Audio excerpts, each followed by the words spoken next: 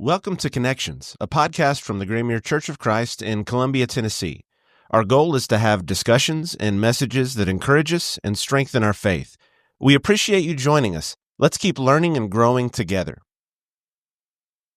Thank you for joining us for Connections. We're glad to be able to host a conversation that we hope will be encouraging, and I'm looking forward to talking with Kyle Butt. He is our guest for this episode, thinking a lot about building our faith and some of the questions we have, what we can do with those questions, and some resources to help us grow. So I'll get the ball rolling just by asking you to tell us a little bit about yourself. Obviously, you're no stranger to Graymere and all kinds of connections in Columbia, but tell us a little bit about yourself and your journey when it comes to apologetics. Kind of how did that become such a part of your life? And just kind of, we can go from there. Sure. Grew up in Columbia from the time I was in about the third grade. Okay. And then my mom was the secretary at Graymere for quite a while. And my older brother was the youth minister. So like you say, have all kinds of ties here. Love the people here. Love the congregation. It's just been doing good work for decades. And I then graduated and went to Freed-Hardeman and got a Bible degree and a communication degree there. Yeah. And there, my last year, Apologetics Press was looking for somebody to be the editor for their little Discovery magazine. And I, at the time, you're talking that was 26 years ago, didn't know about Apologetics Press, didn't know really anybody there. My roommate, though, his dad was the executive director and had asked my roommate, Chad Thompson, hey, do you know anybody that could be the editor for the little magazine? Yeah. And he said, yeah, I think my roommate could. And they said, well, you'd need to get your master's degree to work at AP. And, I was kind of like anybody else when at the time when you say Apologetics Press, the funny look you get from everybody is, first they say Apostolic Express, which is, I'm like, no, or Associated Press, which they say that quite a bit. And then it's, well, what are you apologizing for? Right. And so you got to kind of explain, well, the word apologetics comes from the Greek word in 1 Peter chapter 3:15 that says, but sanctify the Lord God in your hearts and always be ready to give a defense to everyone who asks you a reason for the hope that is within you with meekness and fear. And so on our front door, it says a nonprofit organization dedicated to the defense of New Testament Christianity. And so that's what we deal with and have been dealing with. I have now for about 25 years. And we just kind of break it down into the three core pillars of Christianity. God exists, the Bible is God's word, and Jesus Christ is God's son, and deal primarily with what I would say challenges to those three core pillars, which gets us into the unbelieving community, atheistic, agnostic community. Lots of challenges to the integrity of the Bible, to the deity of Christ, things like that. And so I've been doing that for the last 25 years, a lot of writing, a lot of videos, and been in about 4 debates or so and do that kind of thing. Well, that's really helpful too, just the length of time you've been doing it, because it seems like if you look at, like anything else, the trends that come out and what's published or what people are addressing, it does seem like while a lot of the questions remain the same, it seems like every few years there's maybe a new focus or new kinds of questions that seem to become more prominent, maybe in the skeptics community, or maybe something kind of catches fire online and starts making the rounds. So what kinds of questions do you see in your work that people are asking today? I don't know if you had a top 2 or 3, or just things that seem to come up a lot in your conversations with people. And that's a great question. And I think a really good understanding of how apologetics has to work. And what I mean by that is if you were in Isaiah's day, the apologetic to defend Yahweh was Yahweh's better than all your idols. Well, in the United States of America, I've been doing this 25 years and never been called to do a single lesson on idolatry. Now, every now and then you might get some covetousness being idolatry there from, I think, Colossians. But other than that, you don't deal with idolatry. And that was one of the major aspects of a defense of the existence of the true God in Isaiah's time. Well, then you move to the New Testament and you're still working with idolatry there. But then one of the big things of defending New Testament Christianity was how it corresponded to, contrasted with the old law and Judaism. Well, we don't have to deal with much of that at all. And so what you see is how you defend New Testament Christianity depends on what challenges are against it. Yeah. And so now, I would say just in the course of my work, the new atheists that came in early 2000s, 2005, 2006, with what they call the Four Horsemen.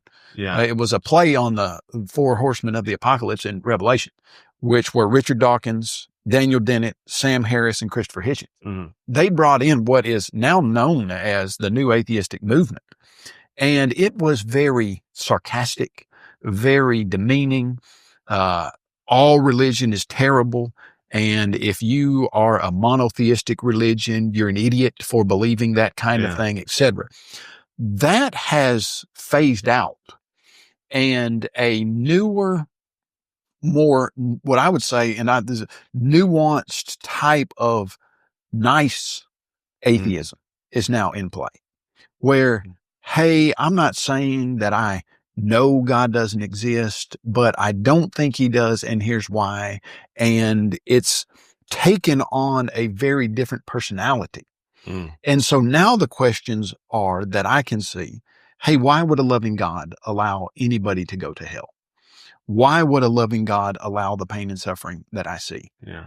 I think that the Bible is a good book, but I just don't think it's inspired like I had been taught growing up. Yeah. And so you see, like you say, the questions are the same, but it's just presented in a way that is much more, what is it? 1 Corinthians 11, 2 Corinthians 11, where it says Satan himself transforms himself into an angel of light.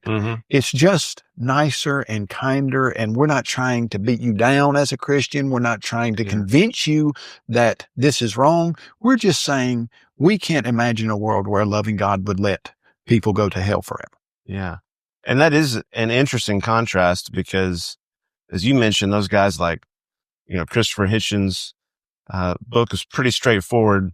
That's why God is not great or how religion ruins everything, right. I think was the subtitle. So yeah, that was a very straightforward, and really carrying with it a sense of judgment, not just that I disagree with you, but this is the kind of person who believes in this, do you see any correlation between, I know the categories are kind of fluid, but we talk about like modernism, and then you get to kind of like a postmodern mindset. And I don't even know what we are now, but it seems to me like a lot of the questions from more of a modern approach were the scientific kinds of questions in nature. That's where science can explain everything. So why do we need God if science can? And so a lot of that had to do with how you can understand. No, you can believe in science, but also understand God as creator and all. And it seems now like it's maybe shifted a little bit. I'm not saying those questions don't matter. They do, sure. But it's a lot more of maybe philosophical kind of how could God allow this? Those seem to be a little more prominent. Is that something you've seen or is that? Yes. And I think for a couple of reasons. Number one, the scientific questions, and there's the statement, and I think it's Newton. I was going to look this up this morning because I was talking to somebody else about it, where he said a little science would cause a person to maybe disbelieve in some things about God, the Bible, Jesus, etc. But a lot of science only builds faith in a all-knowing, all-powerful creator. And I think what happened was, on the face of it, some science, so-called, and ultimately it turned out not to be good science, was presented like, okay, all the smart people believe this. Yes. Well, okay, let's dig into that. So you're telling me that genetic mutations could add billions of bits of information and get an amoeba to a human? Well, let's experimentally look into that and see if that ever happens. Oh, that doesn't ever happen.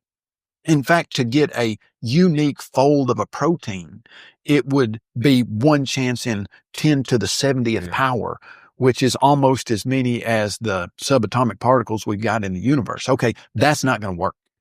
And the more we looked at the science, the more we realized, and I've got a quote from a guy that was a physicist, I think it's Paul Davies, who said, it looks like some super intellect has monkeyed with the physics of it because it's all just perfect. Well, if you were just from an honest blank slate said, does the actual experimental, viewable, recognizable, provable scientific stuff prove that there's an intelligent mind behind stuff? Yes, it does.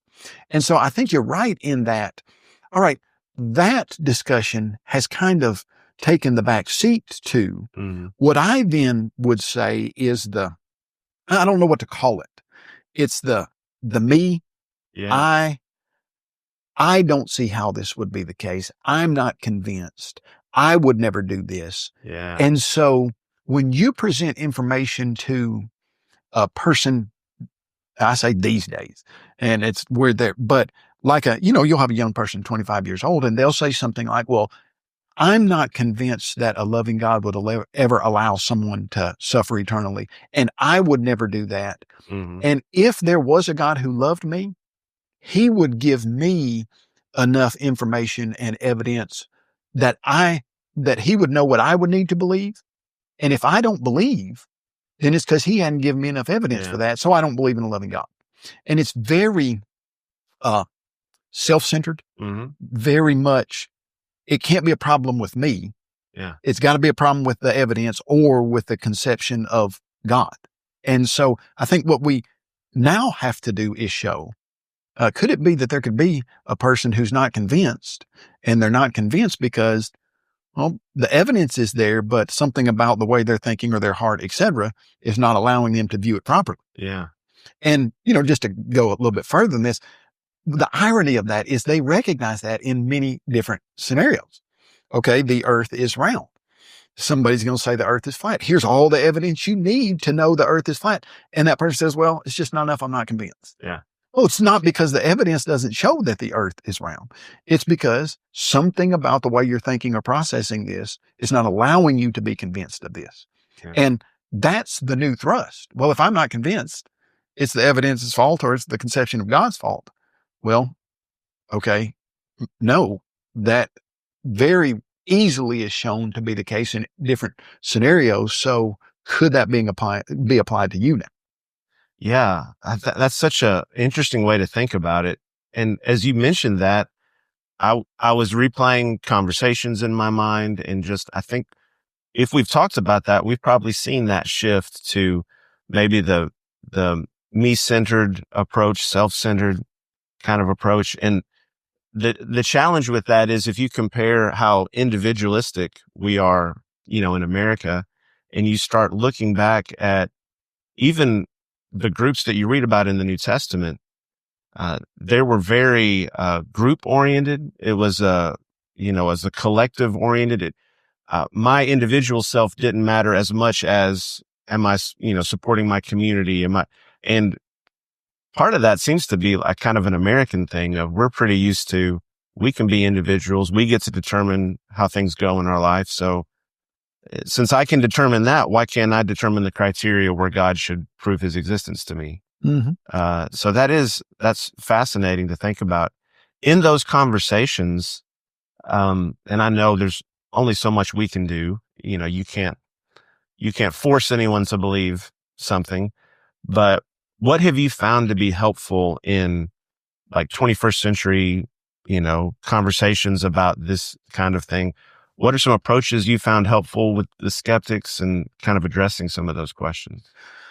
Well, the first aspect of it, I feel like, is convincing the Christian that it's not an effective approach for the unbeliever to say, well, I'm not convinced. And when I say not an effective approach, what I mean is, here's what will happen to me. I'll have a teenager, they'll be 16, 17. I have a real good friend at school who the friend says, hey, I'm just open to any information. I want to believe the truth. If I see the truth, I believe it. And they'll come to me and say, hey, do you have any evidence that proves the existence of God? And I'll say, yeah, I got all kinds of evidence. I think the design argument is the most powerful. Every house is built by someone, but he who built all things is God. You show the design in the universe. That proves there's an intelligent designer. So that 16-year-old go back to their friend. They'll give them the evidence, and the 16-year-old friend say, yeah, I've heard that. I've read some critiques of it, watched some debates or some stuff on YouTube. That's just not convincing to me. Well, then the 16-year-old comes back and says, hey, we got a problem. That didn't convince them. What do we do now? There's got to be better evidence that if it's presented to them, it'll convince them. Yeah. Okay, first we need to understand as Christians, this has always been the case. It might be labeled a little different or being presented a little different, but when Jesus heals Lazarus, brings him back from the grave, okay, he's saying he's the Son of God. He's proving it with a miracle that nobody could possibly do but him. Yeah. And then the leaders of the Jews say, oh, we need to kill Lazarus again because people are believing in Jesus because of Lazarus' resurrection. Yeah. They're not convinced. Well, why aren't they convinced? Because they don't want to be convinced. And so the first thing I think we need to understand as Christians is God's going to let everybody choose. And the reason he presents evidence like he does is to give people the choice to decide if they want to believe and obey the truth. Yeah. And if you present the design argument that is as flawless and as powerful of an argument as there is in the world, and a person says, you know what, that's just not convincing to me. Okay, it's not the argument's fault. Yeah. Secondly, then, when you're talking to a person who says it's not convincing to me, I think the approach then would be to ask, okay, do you see some people who don't believe things that you would know to be true, and they see all the evidence that you have? Why do you think those people don't believe it? And try to get them to recognize the fact that consistency in understanding would mean, okay, so for instance, like let's say a person, and now think through this a little bit. Let's say a person says, well, I think all the evidence shows that there was a huge explosion and life formed from non-living chemicals and the earth, formulated out of the chemical properties of the gravity. Okay, they get, and I then say to them, okay, so if you think there's so much evidence and you present it to somebody else and they don't believe it, why is that? Well, then you're going to get down to, okay, there's something going on besides the evidence that's being presented as to why a person believes something or doesn't believe something. Yeah. Yeah, because it's hard for us to imagine if someone disagrees with us, it's usually hard for us to imagine they have all the information we do.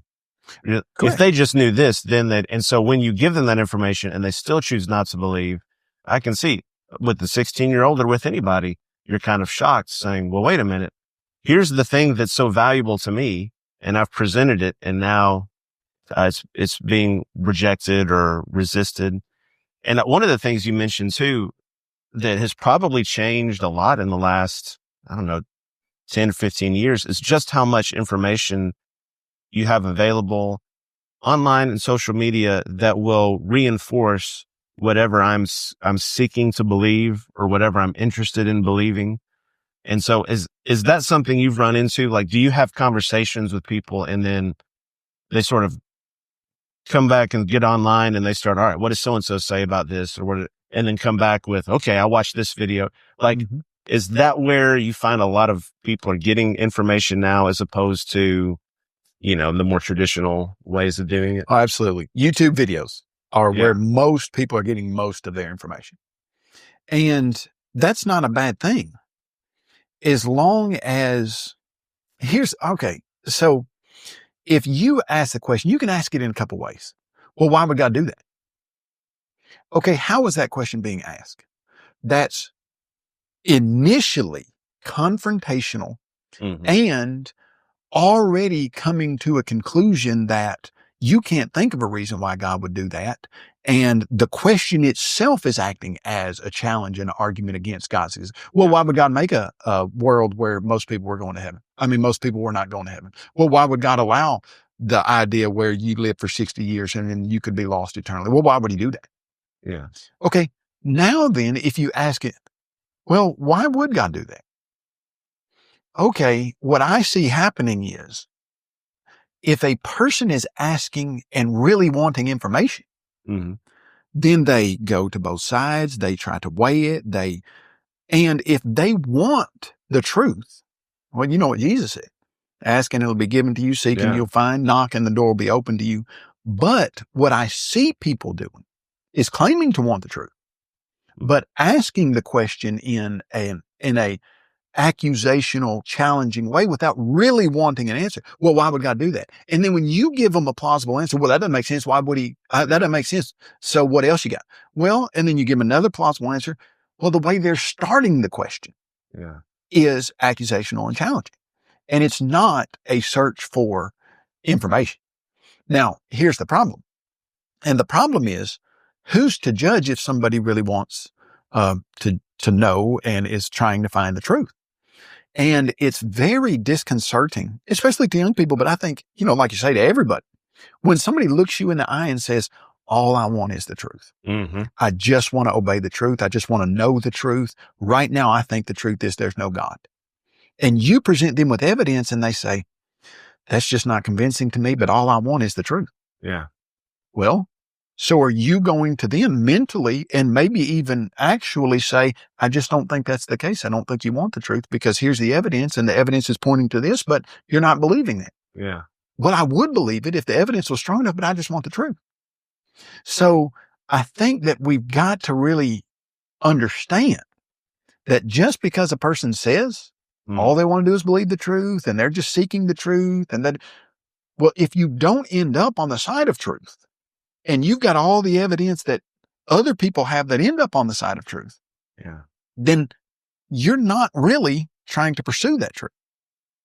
Well, that's so powerful too, because chances are good that you could be talking to someone who might say that and might actually not realize what's in them that's resisting this information. They might be saying, I just want the truth, without stopping to ask themselves, well, what am I really looking for?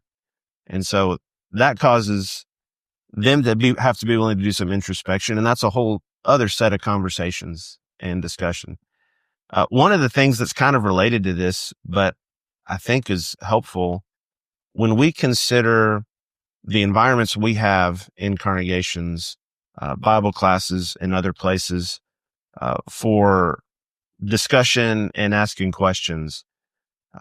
What do you think are some ways that we, just in our church families, could create spaces, especially for young people, but for anybody who's a young Christian, to be able to ask some questions, maybe to express even some confusion or some doubts, but for us to handle that in a way that helps build faith, maybe rather than, I know a lot of people might be reluctant to speak up in a Bible class because, well, what if this is something simple everybody knows but me? Or what if they think I'm not faithful because I'm wondering about this? Like, what are some ways in your conversations that you've been able to help people walk through that kind of process, or what have you learned?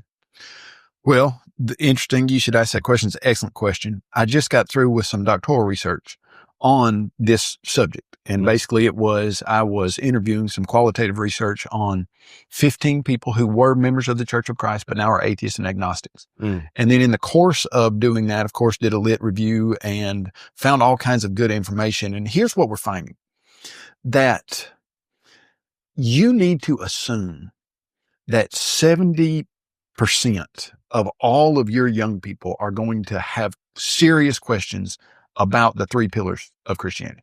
God exists. The Bible is God's word. Jesus Christ is God's son. And see, I think historically we've assumed they're going to have problems with sinful things. We've assumed they're going to have problems with pornography or drinking or, gossip or cussing or maybe even stealing. We've assumed that. And so we've taught that, but we've assumed historically that they believe the Bible, that they believe that Jesus is the Son of God, that they believe God exists. We don't need to deal with that stuff. And kind of anytime someone has thrown a question out about that, we've almost been shocked at it and been like, oh, don't worry about that. I mean, we all know that. Now let's get on to the getting drunk and stealing stuff. Okay. We need to take a step back and realize, there was a longitudinal study with a 3-year study on, I think it was 500 young people in churches, in what would be just called Christian churches, greater Christendom. And out of those 500, 70% of them had questions about the pillars of Christianity. Now, the other aspect of that was, out of that 70, so you're talking 70 out of every 100, 7 times 5, you're talking about 350. Out of that, half of them never said a word to anybody in their congregation. And the discussion was, here's the irony, that questioning and misunderstandings, or I wouldn't even call them doubts. It was just like a wanting to know if this is the case. Yeah. You could call them doubts if you want to. I'm really looking for a different word in the discussions I've had than that, because I think it's not necessarily doubt. It's just, I don't know this. Yeah. How can we know the Bible's the word of God? Yeah. It's just looking for some clarity, yeah. And so half of them said nothing. Well, what we find out is if they express their doubt to a loving and thoughtful Christian who processes that with them, it builds faith. And they look back at that as a time that they realized, okay, I understand Christianity better. I'm going to be more in than I was. Yeah. If they don't express it for some reason, lots of times it's like what you say. It's they feel like they might stick out.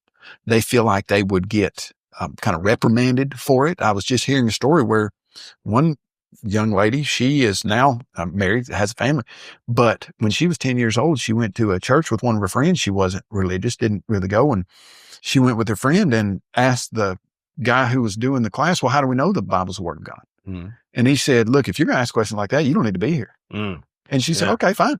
I won't be. And here's what we're learning. It's not when they're 15, 16, 17. It's when they're 10, 11, and 12. Wow.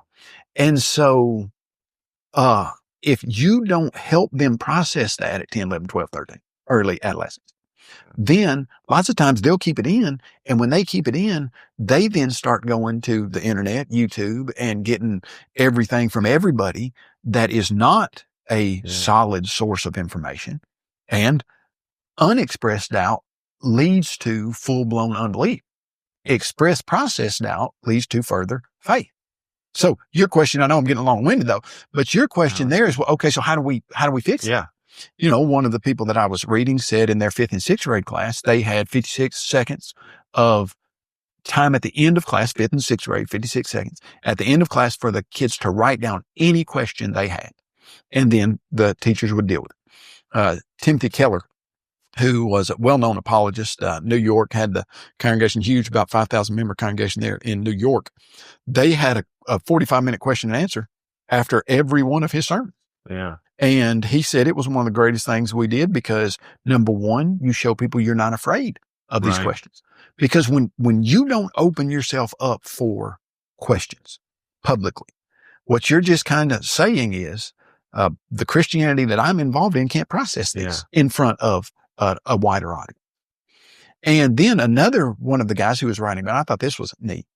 He said periodically, you know, you're looking at the guardians, parents, teachers of young people, how they can interact with them. He said as a parent, he wanted to interact with his kids in this way, make sure he got any questions they might have. So he'd take them out to coffee and ask them the question, what do you believe that you think I don't believe? Or what don't you believe that you think I do believe? And he said it was powerful questions that they would say, well, I don't believe this and I think you do. And I believe this and you don't. And so you just got to look for ways in a friendly, safe, emotionally secure environment where the young person doesn't feel like they will be attacked for their question, where they can say, you know, I've always had a problem with Saul going in and killing all the Amalekites. That doesn't make sense to me. What can we do about that? Or I've been told that the Bible's the word of God, but I've got a little thing in my Bible that says Mark 16, 9 through 20 might not be in there. Yeah. What do we do with that? Yeah. Well, what do you do with that? Okay, we just threw out 2 questions right there that some people listening to this might have never heard. How can we build faith with those types of very powerful, strong questions? Yeah. And as you mentioned, if we don't have a mindset that thanks people for sharing questions or says, hey, this is good, when they go online, there'll be all kinds of groups of people that will say, yeah, these are good questions. Here's how we want you to look at it. You know, they are going to affirm them. And so if we can't talk about them in church context or in class context, they'll hear about it. They'll talk about it somewhere. And that is powerful, and powerful to think about how our reaction comes to that. And I know you and I have both been in situations, anybody who's taught a class knows the kind of pressure you feel when someone asks a question and you have that pressure of saying, I better know what this is. But in reality, there'll be times someone has a question, and especially if it's a really good question, where I won't just have off the top of my head, yeah, here's some research on how the, so even a moment where we're willing to say, that's a really good question. Here are a couple of things I think, but I'd like for us to get back to that next week, and then to get back to it, and then to follow up with it. That's powerful. But yeah, the age of the people asking the questions stood out to me when you mentioned that 9 and 10 years old, because we do seem to have the assumption that if they've been in Bible classes, they've got it covered. Right. And so if you were giving us just kind of things you wished that members in the church, Christians, just knew about apologetics, about this kind of topic, I mean, what would be some things that you wish everybody could know, or things we might know that you just wish we could remind ourselves of? Right. Well, the first thing I would just, as Christians, I would just remind us that we have the truth. We need to boldly teach and preach the truth. And we don't need to act like we're doing something wrong when we present the truth to people who don't believe it. Yeah. And I think sometimes we have almost misused the word apologetics to mean, oh, I'm sorry that I have to talk to you about this, and I know you might not believe it, and it's like we're just very nervous and, okay, hey, let's say I've got the truth, but I don't know everything about, there are some things I know, some things I don't, and let's not be afraid to look into stuff. I got an email from a guy just recently, and you try to break it down into single increments to deal with, because if they throw all kinds of arguments at you at once, you can't deal with them. Right. And so I normally try to do something like this. I'll say, okay, I understand you don't believe what we believe, but what is one thing you think you know that you believe I would be wrong on? And it would be evidence of the non-existence of God or something like that. And so the guy said, well, I believe that I can know that the Australopithecines were bipedal apes. Okay. Great. What does that have to do with our discussion? And I haven't even done any work on that. Right. And so I wrote him back. I said, that's fascinating. I'm not sure how that fits in our discussion, but this is a great opportunity for me and you to dig into this. Number one, why do you think that's important in the existence of God discussion? And number two, if you do know this, if you'll show me where that evidence is, have you seen the Australopithecine skulls, etc.? Well, I know very little about that. And so I think the answer is, hey guys, great. This is a chance for me and you to work through some of this. I don't know. Yeah. And let's dig into it together. So I think what's going to happen is I'm not going to say most people, but it is disconcerting for a 10-year-old to ask you a question you don't know. Yeah. You want to feel like you know more than a 10-year-old. Right. And so when the 10-year-old says, well, where do these manuscripts come from? Yeah. Can you show me one of the 5,000 Greek manuscripts that prove the Bible's the Word of God? A lot of times the teacher in class had never seen them. Right. And so instead of saying, that is great, next class period, let's come back. You do some work, I'll do some work, and we'll come back and we'll see what Greek manuscripts there are out there. And well, here's what I see happening. Like I said, here's what years ago, John Farber, a guy I went to school with, and he was a youth minister and was having problems finding any material on when an 8-year-old, 9-year-old came to his parents or her parents and said, I want to be a Christian. I want to get baptized. But there was nothing written on the thing. And so you got an 8-year-old comes to his parents and says, I want to be baptized. What's the parent's reaction? They don't know what to do. Right. They feel like this is still a child, that this child is still innocent, that if this child died right now, they would go to heaven. So lots of times it was, hey, don't think about that, and we'll talk about it when you're older. Yeah. Well, you've heard the stories of what happens when that was the case. Yeah. Oh, we'll think about it when we're older means lots of times they graduate and they never think about it anymore. So we wrote this book, Am I Ready to Be Baptized, where it gave them a product, a piece of something that they could say, I am so glad you asked that question. I'm glad you're thinking about becoming a Christian. Glad you're thinking about Jesus and his blood and his sacrifice. Let's work through this book. You read one chapter, we'll talk about it. You read another one, we'll talk about it. You read another one, we'll talk about it. When we get through, we'll know exactly where we are. Yeah. Well, here's what happens. If it's an 8-year-old that's not all that interested, they read the first chapter, they're done with it. But they see your enthusiasm for their questioning. Yeah. Okay. Same thing I think's got to happen with these questions on what we would call some core, existence of God and his person, the Bible, deity of Christ. Hey, I'm not sure I believe that the Bible's God's word. So glad you're asking that question. In fact, this is a great opportunity for us to sit down and dig into it and see what we've got that can answer that question. To me, it's the initial response that has a lot to do with it. And then I would just say, we've got at Apologetics Press. So if I would say, hey, where can we go for answers to all of these questions? Just apologeticspress.org. We've got thousands of videos, of free audios, of free PDF books. We sell some hard format stuff, but that's just because some people don't have access to where they can get it online. Basically, everything we've got is absolutely free. And it's got answers to all of these things. And so what I would just encourage people to do is what you said was awesome. Be welcoming and appreciative that they ask the question. Yeah. When they do, approach it with enthusiasm and explain to them that you're glad they're thinking about important things. Yeah. And then ask them the question, what is it that you feel like really needs an answer? And they'll tell you. And then you say, okay, let's dig into it and let's spend as much time as we need to until both you and I are satisfied that we've dealt with this subject. Yeah. And I love the way you described that, because as you're describing it, I was thinking that also helps change the dynamic. It helps train our 9 and 10-year-olds. Here's what I do when I have doubt, uncertainty. Now it's not something I hide. Now it's something I tell somebody because it's an opportunity like that. I just love the way that would help from an early age kind of reframe that whole conversation, and you're affirming their thoughts and you're affirming those things.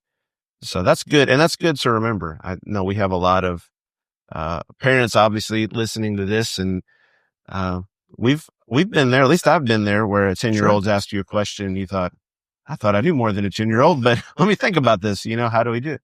So that's really helpful. I really appreciate that.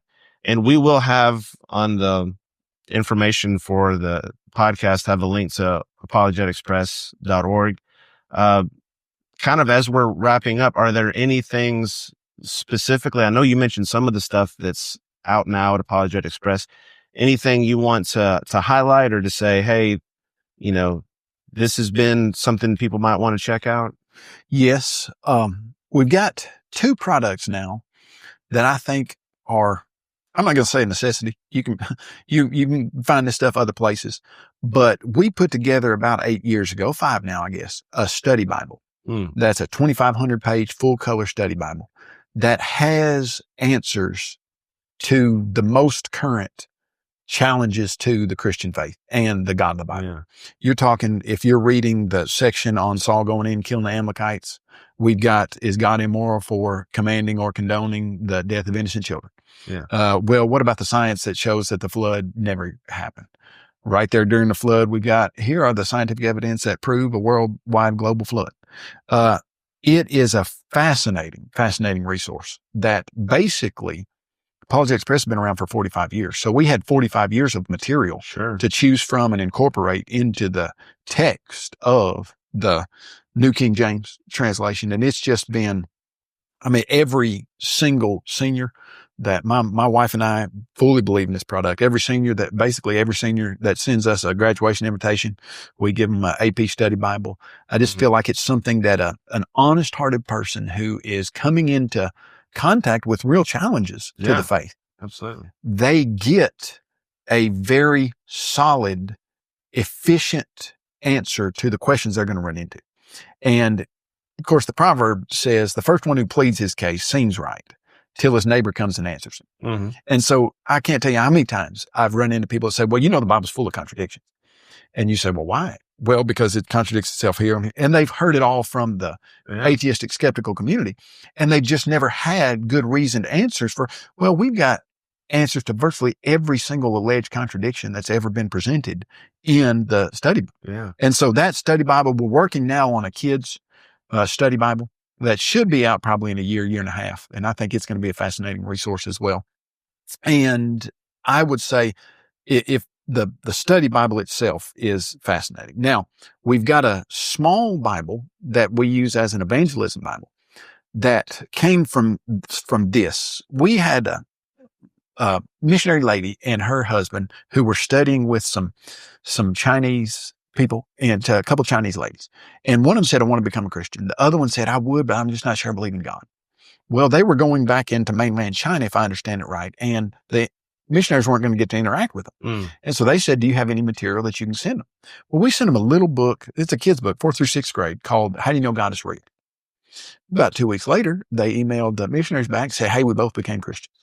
And the missionary said, well, I thought you had problems with the existence of God. And she said, that little book you sent answered every one of my challenges. Yeah. Well, it's 4th through 6th grade.